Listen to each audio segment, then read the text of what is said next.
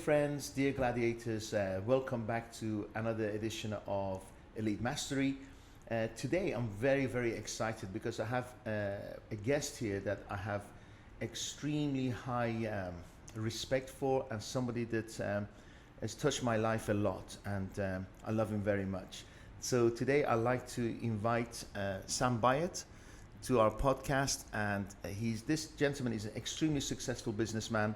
He's an extremely successful lawyer and super, super intelligent. And I'm not just saying this. You blow me away when we chat, and I always learn something from you. So if you pay attention over the next hour, you're going to learn a lot from this gentleman. Sam, welcome. Well, thank you for having me. It's a pleasure to be here. It's good to have a face-to-face with you. Thank you. Not long ago, maybe about 10 kilos ago, you and I met. Yes. I think we've gained a kilo a year. And you gave me, I didn't know if you know, but you were one of my first customers. And it was so important to me because I had no track record in Dubai to prove myself to somebody of your high caliber and your brand that I could deliver.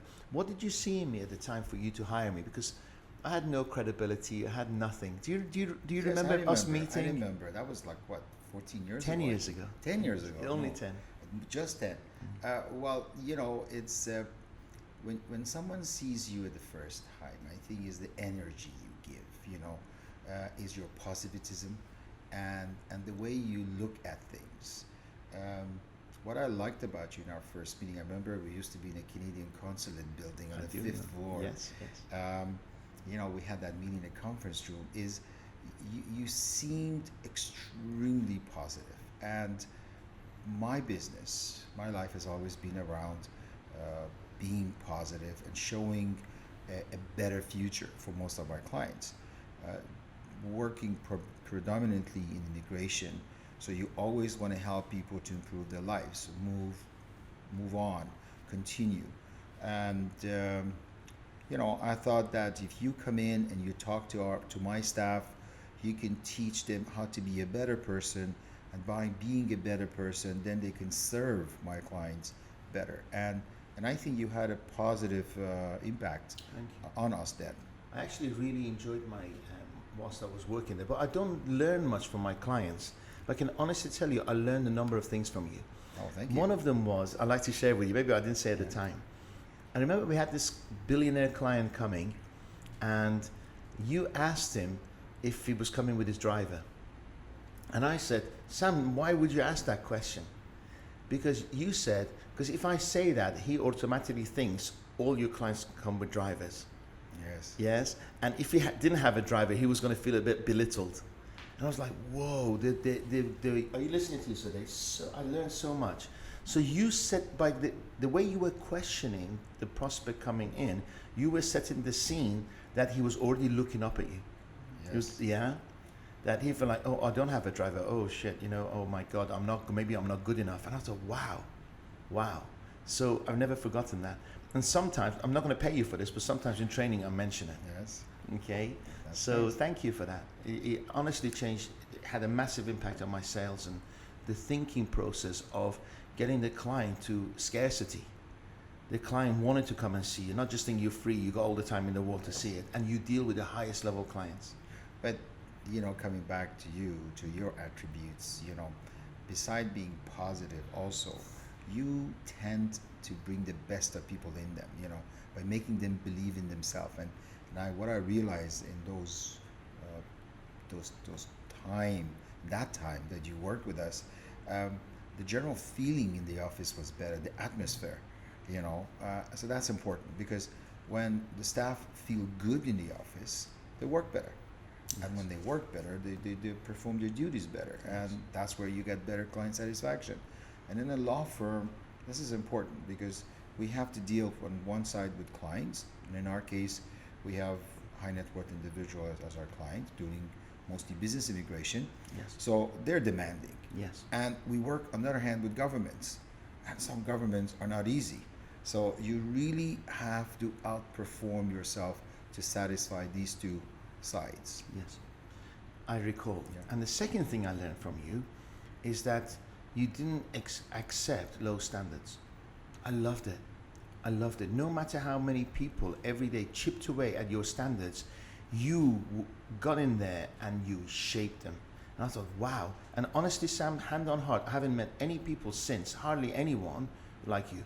I know. Because you set your standards out there, and no matter how many people try to chip away, steal from you, lie to you, take away from you, you still said, this is my standard, this is Sam Bayat's standard.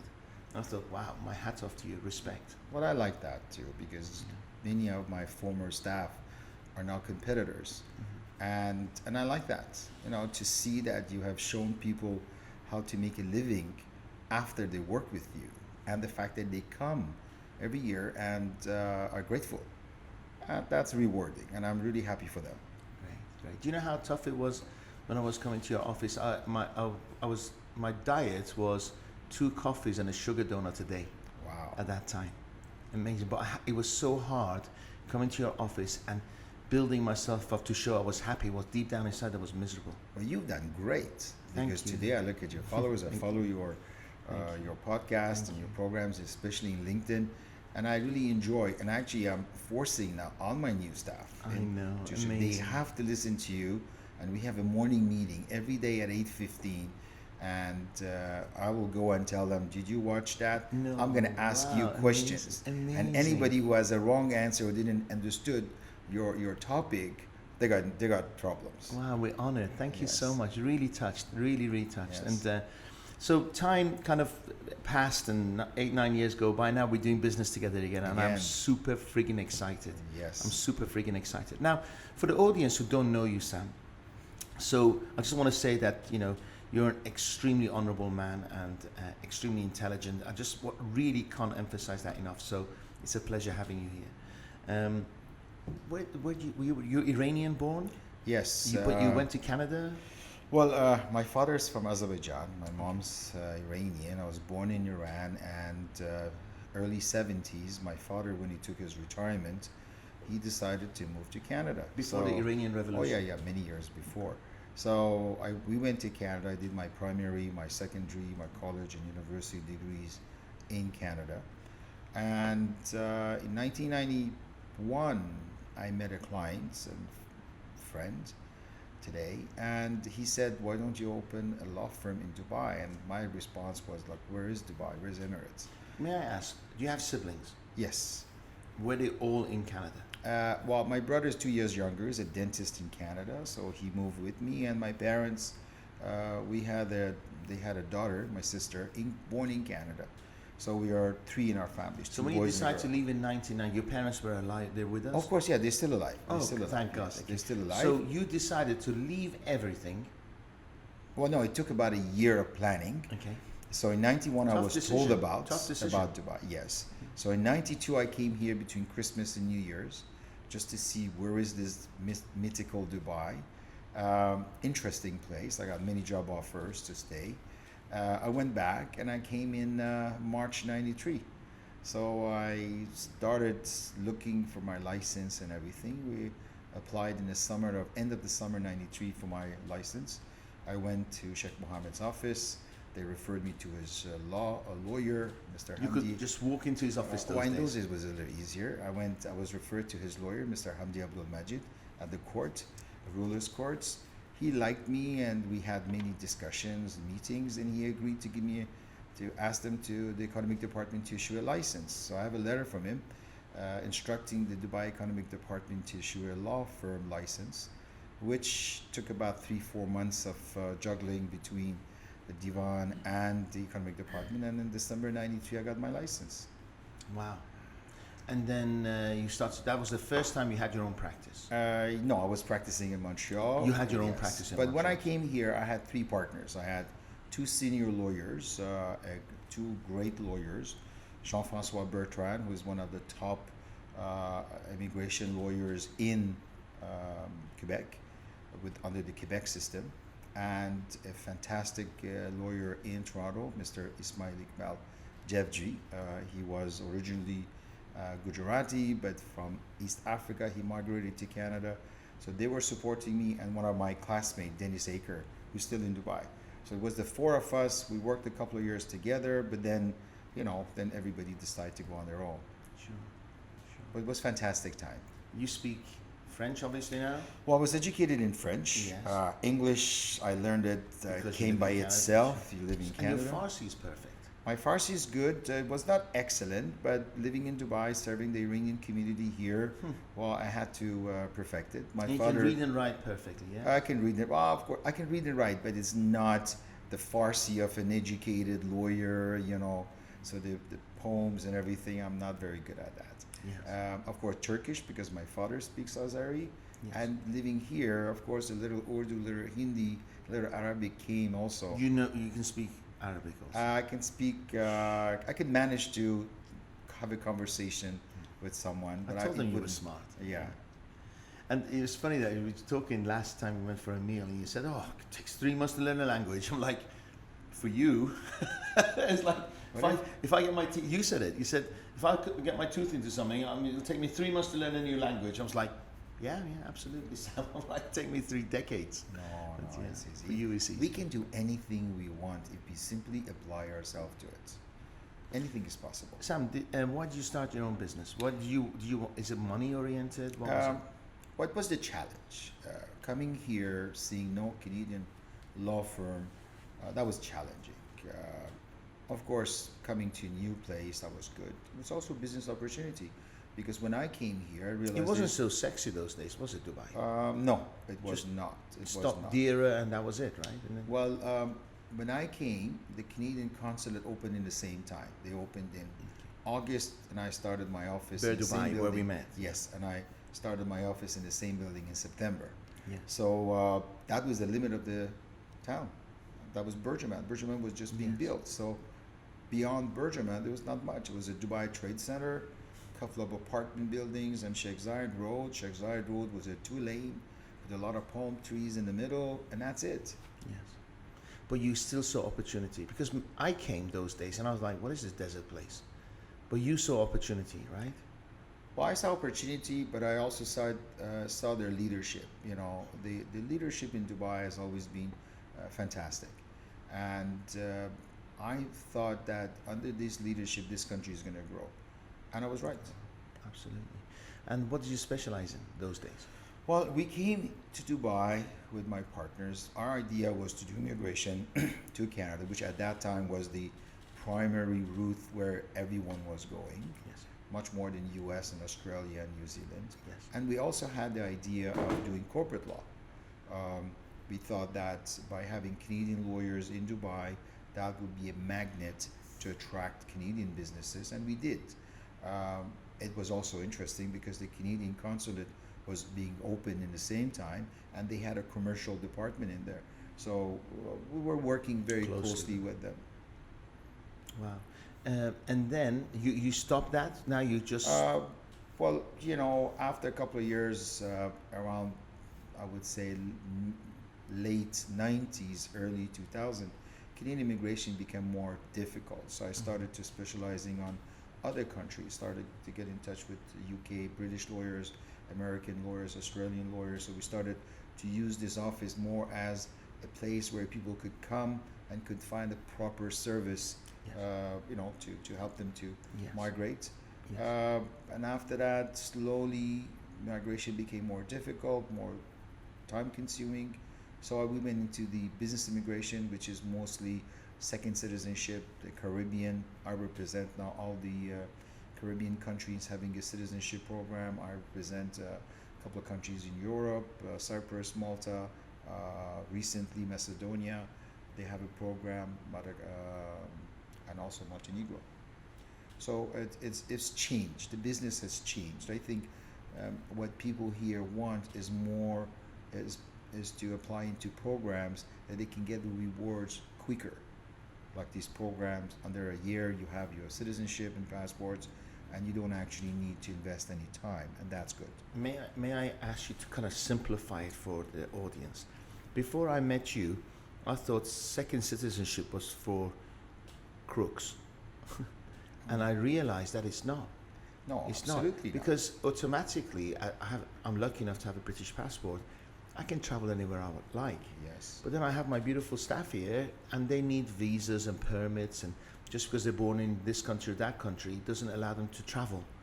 and then you realize how restricted some decent human beings are. So why would somebody, give me a range, legitimate, legal, right, why do people want citizenships? Why? Okay, Yeah. well, there are several categories of people. I mean, and we see a lot in the Gulf here, in the GCC countries, a lot of people that are without nationality. They're called the Badoons. Nobody wants to recognize them as their citizens, so Quite therefore, a few 100,000. there is about 400,000 In the UAE. in the GCC. Jesus. Okay, so and they don't have a nationality, they don't have a passport. In the old days, they used to be given travel documents, and that was good. But now, people don't have travel documents, so they don't have that citizenship. These people, can they travel between, like, let's say, Saudi Arabia and UAE? No, they can't. They're No, stuck in no. Saudi, they're stuck in UAE. Or yes, they're stuck in Kuwait. So those are some of the people that I helped initially. And for example, in May I Dominica, ask? yes. These people, they can't have a business, right? They can't have, they trade together with cash, but they can't have a bank account if they don't have. Yeah, but mostly because in these in our countries here we have the sponsor system. Therefore, someone will own the business on their They have behalf. agreements So a with the proxy will own the business, but they're working. They are given national IDs like a driver's license. Kids can go to school, but at the end they don't have a passport and residency visa.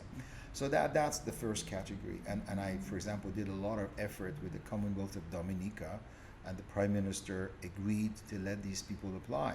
So they can apply as long as they can show who they are. We got a lot of Badoons, their second These citizenship. Badoons are rich people, successful people. Because Some of them they're are minorities who trade together, I guess. They stick. No. You will have very famous Emiratis here. Well, they're not Emirati, but they're public figure, and they don't have a passport. That's incredible. So it's not, and they're well known, but they don't have a passport. And they can't get it No. from their governments.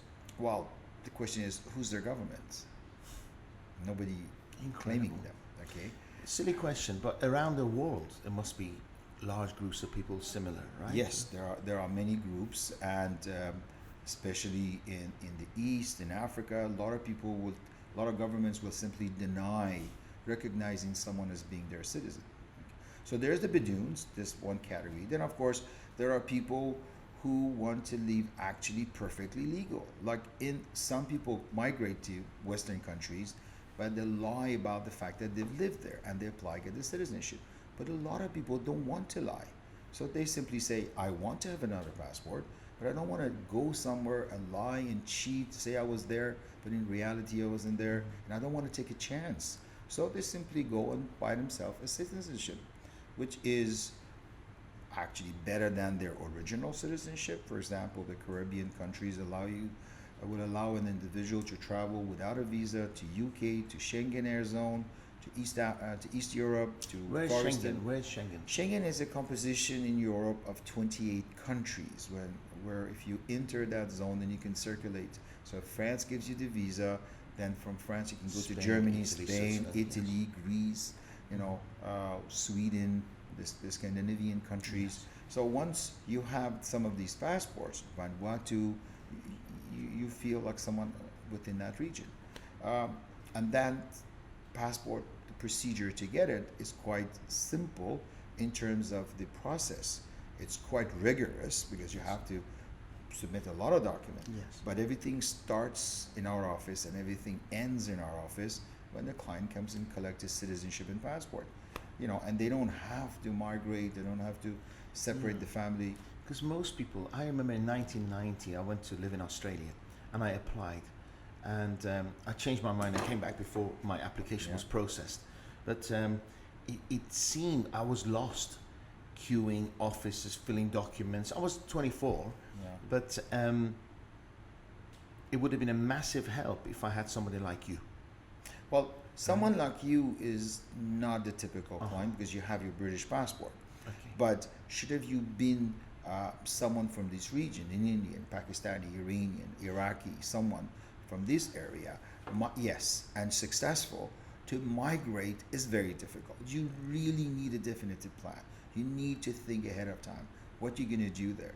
But if you are successful, if you're living comfortably here with all the service that we have around us, the comfort, the security that is provided here. Uh, the certain category of people don't want to move. Yes. They feel comfortable, but they like to have a plan B, C. Options. Well, that's the second passports.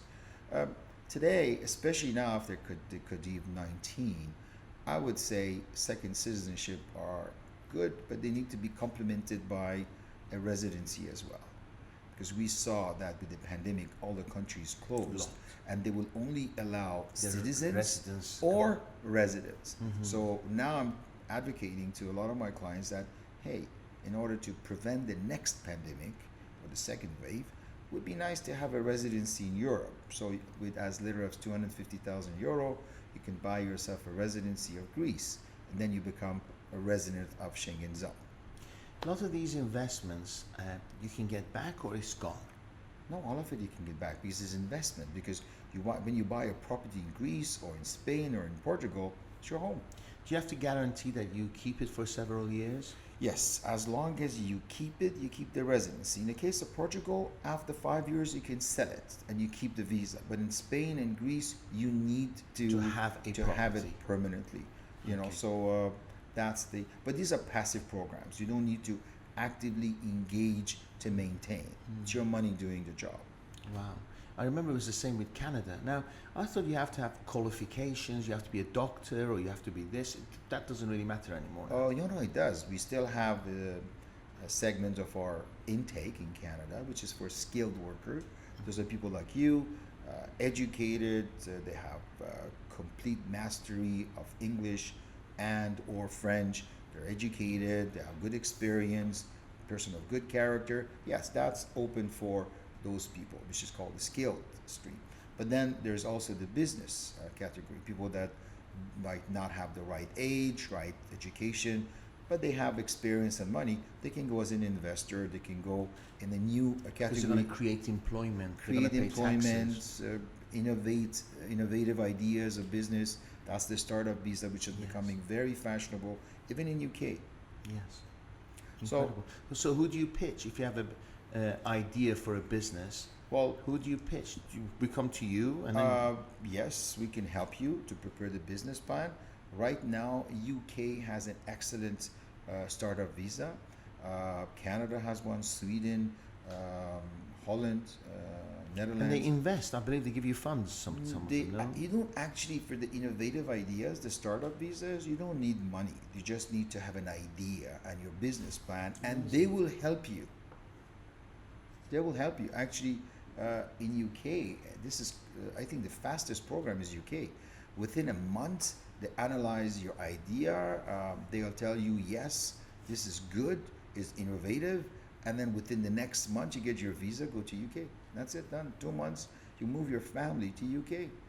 And The that's family, a so it's permanent, not by yourself. no, the no, whole- no. In all these programs, it's about a family unit. The principal applicant, his spouse, his children. Now, the definition of children varies in different programs. Yes. Different programs will consider children up to 30 years old, which is not bad.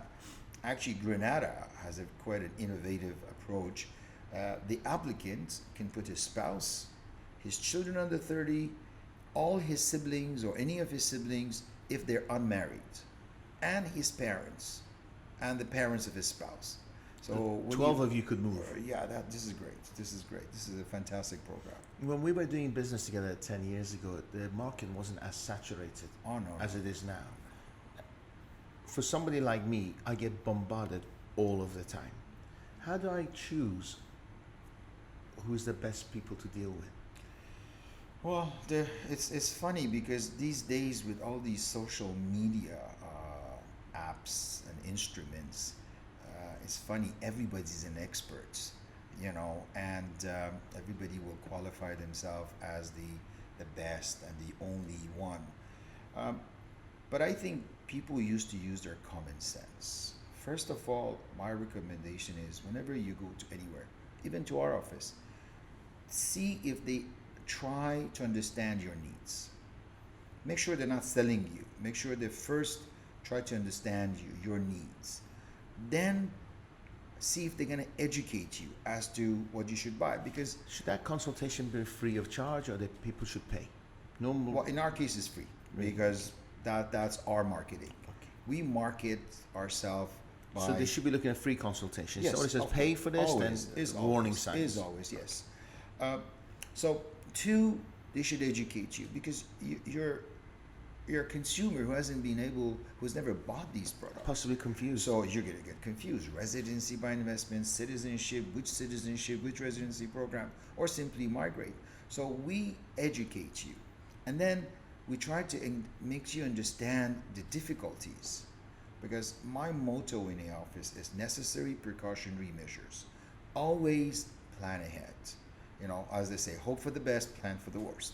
So that's the first step with us, making sure we know your needs, make sure you know our industry, our products, and make sure we show you the difficulties.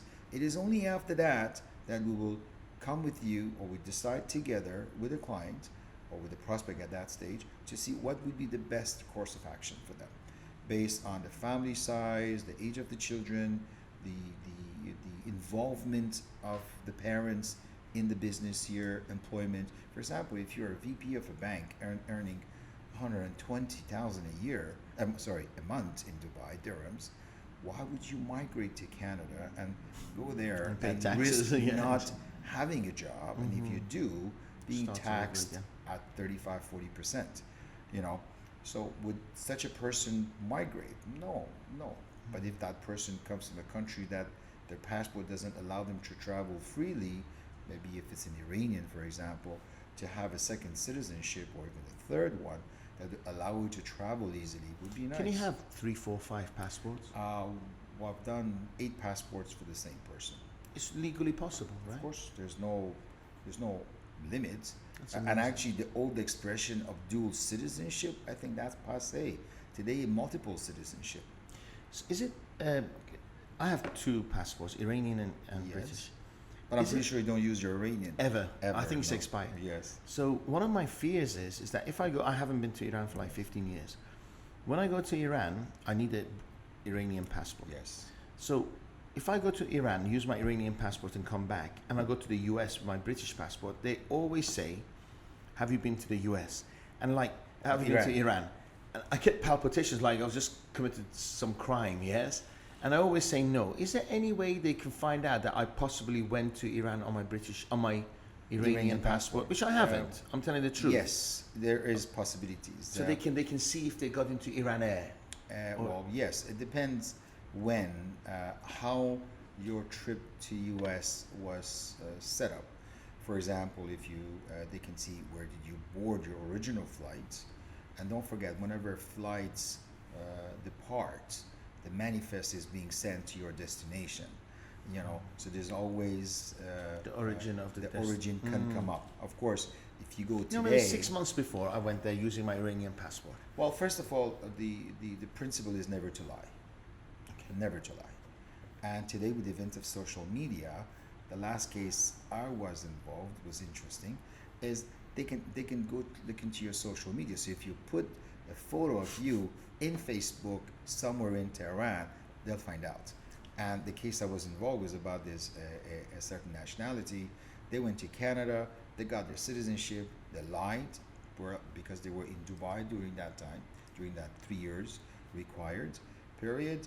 And when they went to renew their passports, the officer here renewing their passport decided to check their Facebook and realized that during the period they mentioned they were in Canada as per the citizenship requirement, all their social media, what photos, the timeline was in Dubai. So that was a red flag as to these guys are lying. And their citizenship was revoked. Permanently. That's it. Not permanently, definitively. They'll never be able to apply again. Once it's They rejected. can apply again to be a resident. They need to move. They need to. They need to Creates a headache stay. for no reason. I don't know. So social media is an excellent medium, but has to be used intelligently. What's the best passport in the world? According to Art and Capital, it's Singapore, but that's not really important because how can you get it? For me, it would be Malta because you can get it, you can buy it. You So can't get Singaporean. you can, but you need to go there, live there, migrate, invest several million, and then they want you to revoke your original citizenship. Oh, really? Too. But see. Malta allows you to keep your origin and other citizenship. Plus, it's as good as any other citizenship. You know, the fact that you can travel to maybe a couple of countries less than Singapore, well, that's really not an issue. Yeah, sure. But the only problem when you apply for second citizenship, everybody says it's for crooks, which is not true, because most countries, this is not very public. If you commit a crime within the first years, for example, Malta is the first 7 years. If you commit a crime that is passable of 1 year or more jail time, they revoke your citizenship. So when they say all these bad guys are getting these things, impossible. Well, there are, but if these people are accused after they got their citizenship citizenship can be revoked. I couldn't believe that. Maybe I'm jumping from subjects. There's 2 million Americans in jail. Of course. There's 2 million Americans in jail. 5% of the U.S., more than 5% of the U.S. population is in jail. The amount of money the American spends on incarcerating people. It's the is second in biggest, I think, billions. second biggest business in America is. And a lot of the prisons. prisons are private, exactly. It's a good business to be in. It is, isn't Yeah. it? So, do you think the police could be commissioned over there to actually arrest people? Well, maybe not. Possibly, Maybe, right? yeah. Incentivized. Because I know they all in the UK they have incentives. The police? Yeah. So you have to stop 20 people this week from speeding. Oh, okay. So they have You a have quota to fill. They have the quota to fill. Ah. And I know in some US states you have the quota to fill. Ah. That's why all the problems. Because some police just stop people for a second and they're booking for anything. I guess these are unwritten rules. There's not. Yes, abuse of power, I guess, isn't it? You forget how lucky we are where we are. No. Yeah. I think, especially during this pandemic time, being Dubai, my family always calls me. They're my parents, and then I'm telling them I'm really glad to be here because the way this was handled here. Yes. I think the biggest problems for this pandemic was democracy.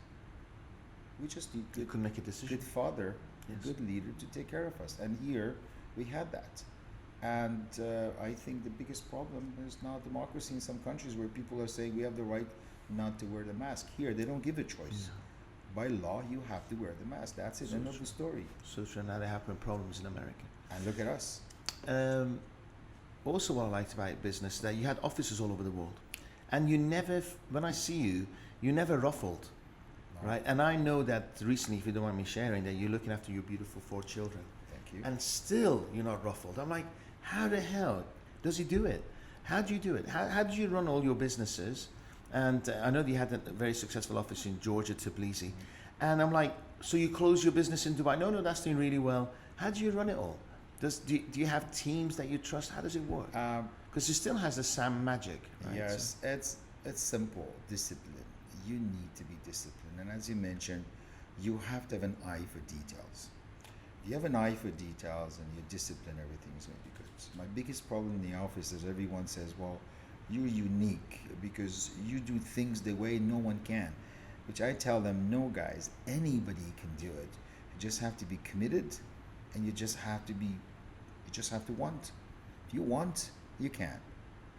If you cannot, it's because you don't want. So the question is the wanting.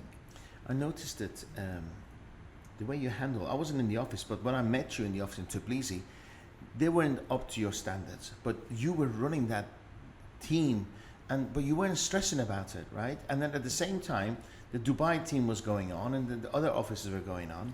The So- Istanbul, yeah, the yeah. Montreal, Jordan. How do you balance it all? Well, first Because of you all, weren't traveling all the time back and forth. well, when I have to travel, I like but to you, travel. not daily though. No, daily not. But I think first is, as I said, discipline. B is if you have to travel between these countries, you have to know how to travel. Like for example, when people travel on the flights, they never travel with the sunlight. Like if I have to go take a flight from Dubai to Canada, I'll go with the sunlight. So therefore, if I have to take a flight British Airways at 9 o'clock in the morning, um, and I arrived in London midday. I don't sleep. Then when I'm in London, I don't rest. And then when I take my next flight, 3-4 hours later to Montreal, arriving at 8 p.m., I don't sleep. But when I arrive at 8 p.m. in Montreal, I go to bed because it's So nighttime. 9 o'clock tomorrow morning, Yeah. you're at work. And you're up. You had your time. Same thing Wow. when you come back. So you control yourself. Yeah, you you discipline. have to control the sunlight. If many times you travel with people, is the day you come to the, especially when you come to Dubai from Europe, you always arrive in Dubai at late night, midnight, 11 Correct. p.m. And then you see the people in the flight; they're all sleeping. Yes. You know, they're all Because resting. when they get home, and then when can't they sleep. come to Dubai, when they arrive home at 1 a.m., well, they had their 6-7 hours sleep. They're not tired, so they don't sleep at night. Therefore, they have difficulty sleeping. The next morning at 6-7 when they wake up, now that's when they get tired. The And jet now they're lag going to be sets sleepy in. all day. Mm. No. So A, know how to travel. B, keep the discipline.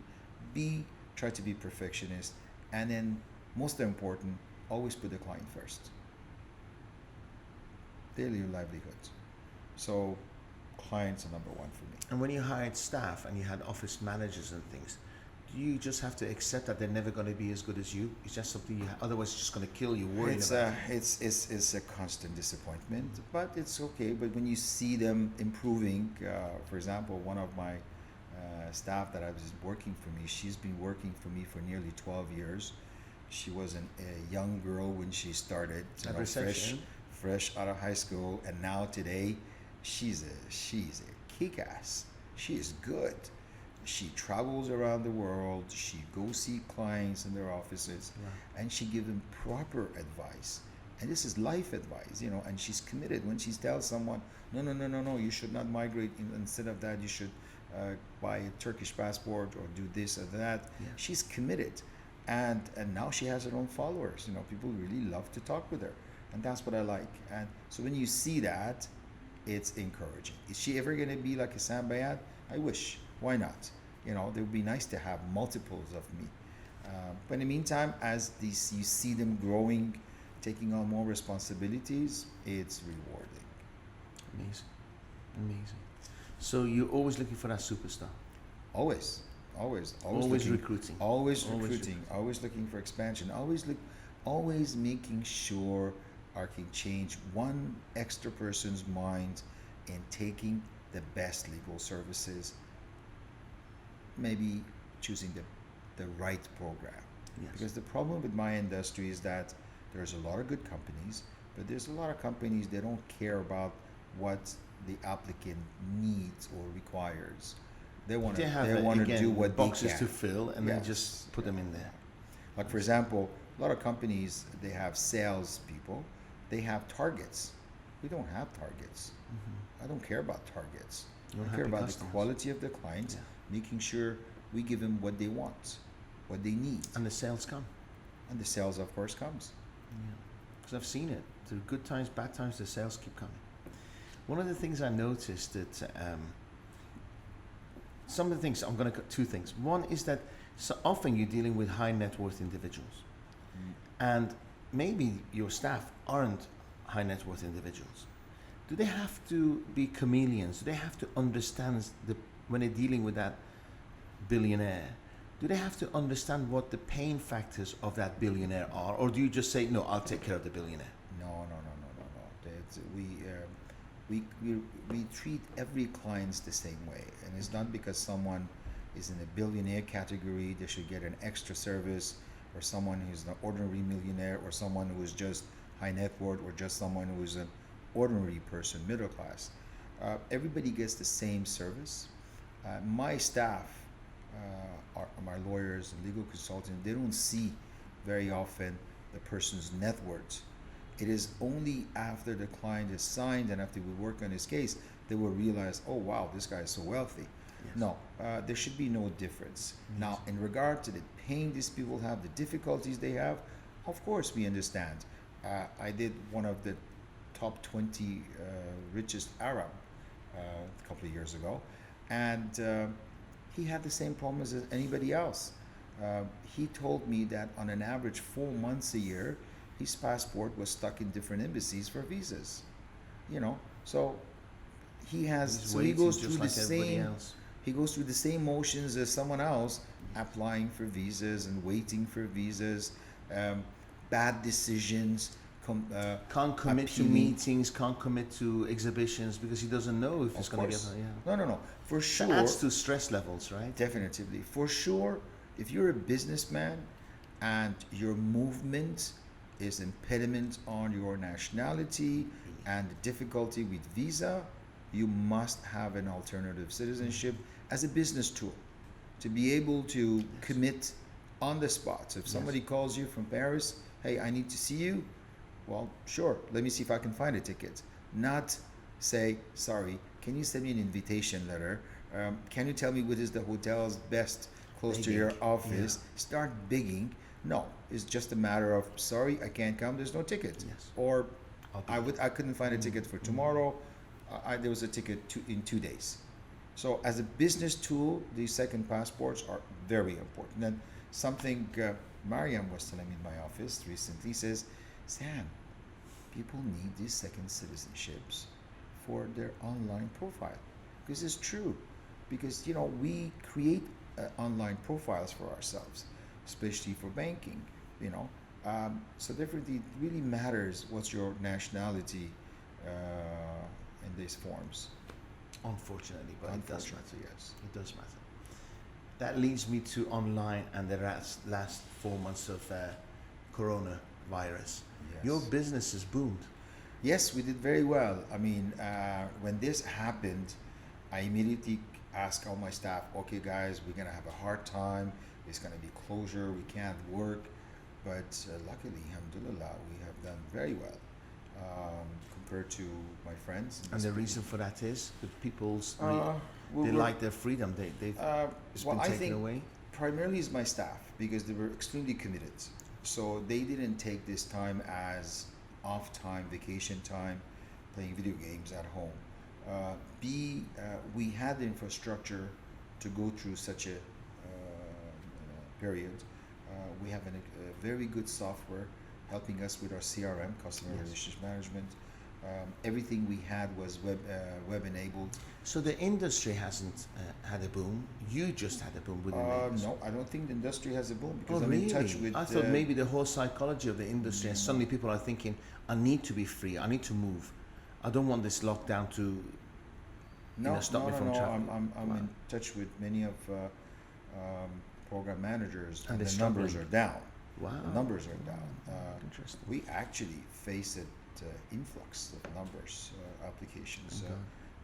and I don't think our clients are different. We have clients from different nationalities, so it's Mhm. not just one nationality felt that they need to apply tomorrow. Yes. No, I think it's basically we're lucky. Of Well, course, you create your own luck. you right? create your luck. That's what I was going to say. Things have been working out very well, and I don't want to say I'm lucky, but I guess there's a good star Yes. above Yes. my head. I think you create your own luck, and you have your right values. That's really, really important, and the reputation precedes you. Yes. People know that you have the right. You're not going to screw anyone. You're going to run. You're there. You establish. You're honest. You deliver on time, and you communicate clearly. Yes. And that's where you get referrals. Your opinion, because you're the only guest I've had who knows about movements of people. So I've studied the kind of movements of human race, and it's often been through weather or water or food and wars. Where do you see the movements of people? Because there's been wars recently in the Middle East, and there's been a huge movement into Europe, and now people are saying go back and you're not welcome. But there's always been movements of people, right? Well, the movements of people have been there through eternal times. The migration. I mean, there was an issue recently about the fact that Europeans were saying Christopher Columbus was the first European, and In then they America. discovered that no, the Scandinavians The were Vikings there, have been there the hundreds of years Vikings, before, and yes. before that, people from Far East went. Did you know through- they found tobacco in the stomach of pharaohs? And tobacco can only be grown in the US? Oh no, definitely yes. Amazing. Interesting, yeah. 4000 BC, they found tobacco in the Wow. stomach of pharaohs. Amazing, right? So, sorry, I stopped you. So, my the way I see the future is the fact that I see basically two zones. I see hotspot zones and cool zones. Um, I think Canada is going to be part of the cool zone, or the only cool zone in the Cool world. is good. Cool meaning is nice, is good to be there, and I see that the rest of the world will have their issues. Following the Qadi, we could see social unrest. I think the race problems are going to be accentuated. Europe, America, we are seeing it, and I think the only place in the world where these things exist, but to a very, very minute, is Canada. Of course, that has to do, I don't think, with our leadership. It has to do with the people of Canada. But I would say, if I had to impute this on a leader, I would say Pierre-Éliott Trudeau, the father. Yes. He implemented multiculturalism in Wow. Canada, Wow. and he basically taught us that we can form a new society by incorporating The our best cultures. of others, yes. Yes, let's take the best of everything and make it our own, and that's what Canada is about. And I can see that. I sat my family there, my parents, brothers, sisters, cousins, uncles, aunts, and when I compare it to other countries, U.S. or the European continent, or even England, the immigrants have not been allowed to emancipate themselves, to be themselves, or to incorporate part of their DNA in their culture. And I think that's why we have these issues. I mean, look at the terrorism events in Europe in the couple of years, past years. It was not by foreign actors, it was by local actors, people who were born there. Why these people will feel so Alienated, enraged yeah. towards where they were born is because the society has difficulty accepting them. We won't see that in Canada. We had some very minute incidents in Canada, and I think that's going to be a trend in the future. So in my industry, I think migration to Canada is going to become a very hot topic, and if the government of Canada was able to seize these moments, they can take the best of the best, bring them to Canada to create even a better society. It's really interesting you made that point, because obviously I've got a family and they talk about Brexit or whatever it's called. They're ignorant. People think that most immigrants milk the country. They think that most immigrants don't pay taxes. They think that they use the resources of the country, and that's not true, is it? Most immigrants contribute to Of society. course, an immigrant. And do you know what pisses me off? Those people who voted to get out of Europe have the heart surgeon is Indian, the doctor is Pakistani, yeah, and they're talking about Indians and Pakistanis that they just milk the car. I said, your doctor, the guy who saved your life, is an Indian. How can you say that? They don't see it. I think the biggest problem is our education in the West that has not been able to educate proper math to the ordinary people, because they are right. There are a group of immigrants Don't abuse the that system. needs that they need support, because they come in and they were not selected to come in. They're refugees, and we help them.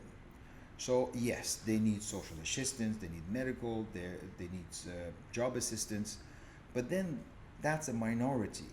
The big majority are people that are selected, and they're selected based on their ability.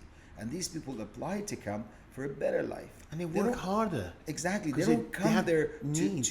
to withdraw social assistance. They're coming there to be rich, to be millionaire, to be successful. They come there to make sure that children are becoming educated. They don't want to go live on welfare. They don't want to live on the welfare state.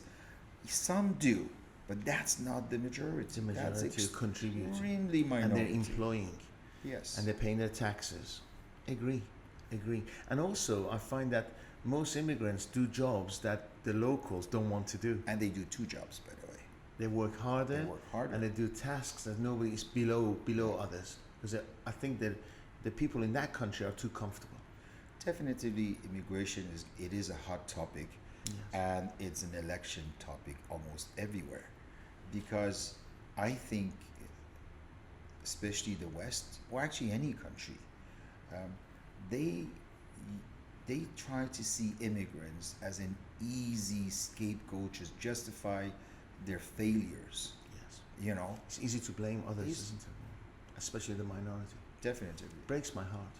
Breaks That's my why heart. I see Canada as a cool zone, because we do have an issue with immigration, Yes. but is not at a level that would create tremendous discrimination between people. It's Yeah. not. We don't Well, close our Canada is a borders. rich country. Have you had any dealings with Africa? Africa is the richest continent on the planet. Yeah, we have clients from Africa. Mhm. We have clients from Africa. Are there any prosperous countries in Africa? Where do you see the future of Africa? Well, at the moment, I think Nigeria must be is interesting place for people to obtain residency, citizenship, or migrate. South Africa has been a good extraction point, and of course Egypt with their mishaps over there. I'm pretty sure there's a lot of talented Egyptians or rich Egyptians that would like to live somewhere else. Yes, yes. I was watching a program on the Crusades. Are you familiar with the Crusades? Yes, yes. And it was incredible how the Crusades worked. And the reason they were successful is because the region was disjointed. The Muslims weren't together. Yeah. And I think it's really, really important as humans go that we've got to get that connection again. I think united we're very, very strong. And I think it's too easy to be divided. And Yeah, but I think from that context, in our region, GCC and the greater Middle East, yes, it's a question of having a leadership. You know, and unfortunately, our leadership is currently divided. You know, unfortunately, too many chiefs. Who wants to be unfortunately. chief? You know, And we could be a very powerful region in the world. We could be massive influencers of what happens around the world. So I think what I mean, can we talk about it? Iran, rich Sure. country. Do you have hope for the future? well, when the agreement was signed between the P+1 for the nuclear deal, Yes, we had hope. everyone had high hopes that Iran would join the ranks of the G20.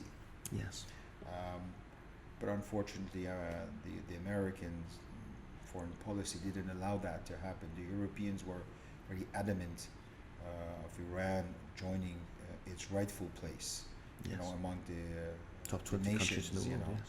But of course, they didn't allow banking to go ahead as it was supposed to be. And today, nearly after 4 years, it's a failure, and the hardship is felt in Iran, particularly among the population.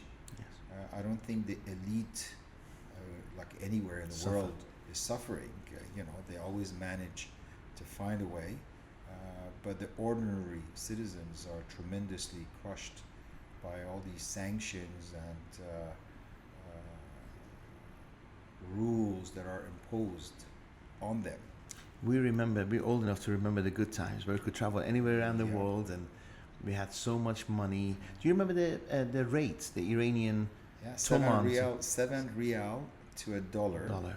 And today, today's 20,000, which is 200,000 rial. No.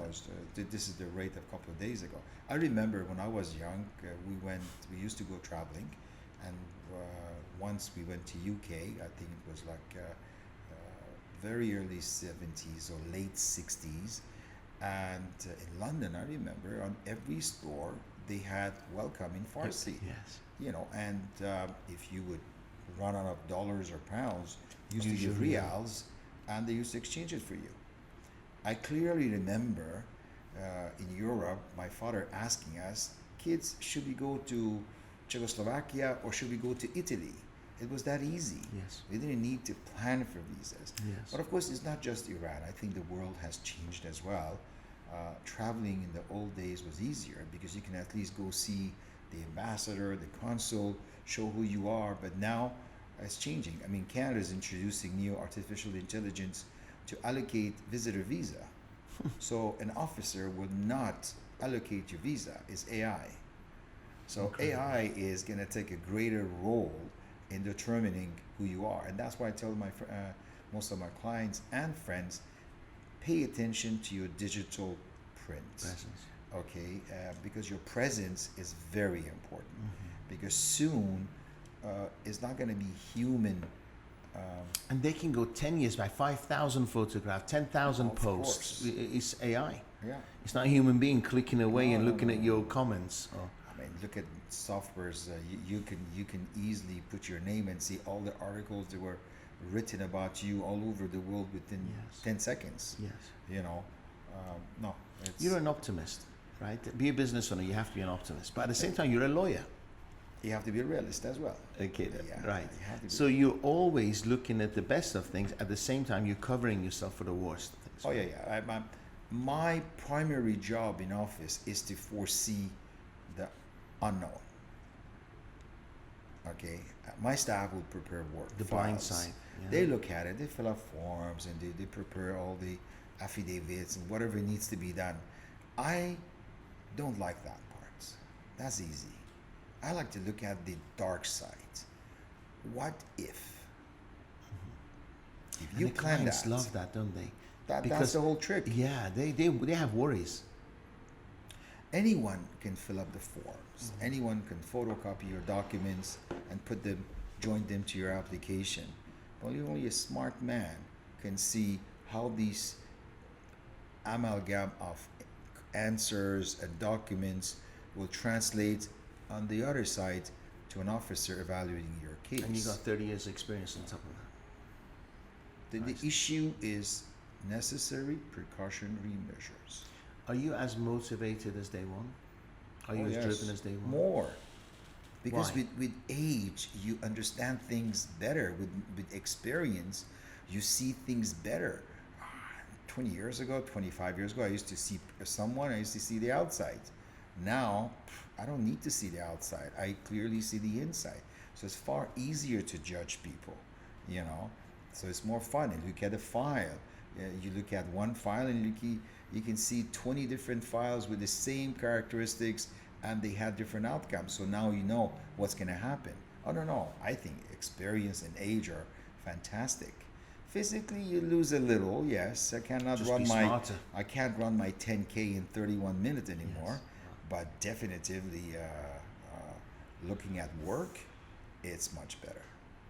What drives you now? My kids.